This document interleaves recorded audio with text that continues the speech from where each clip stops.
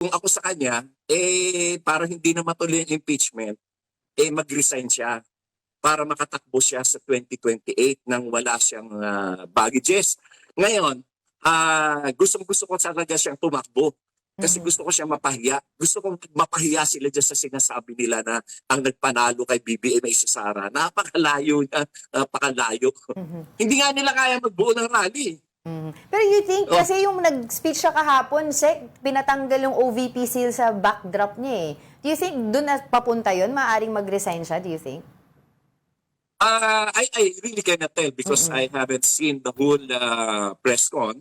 I only watched some segments of it kung saan niya sinabi yung gusto niyang ako si Sara Duterte tatakbo bilang Pangulo sa 2028. And aside from that, hindi ako interesado eh kasi alam ko naman na yan ang sasabihin niya eh. Yeah. Gagawin lang yan depensa yan na kita nyo na, pinipersecute ako kasi nagsalita ako na nagdeklara ako na tatakbo ang presidente and they want to destroy my chances, mga ganyan. Drama na lang yan, drama rin. Masyado nang madrama yung babaeng yan.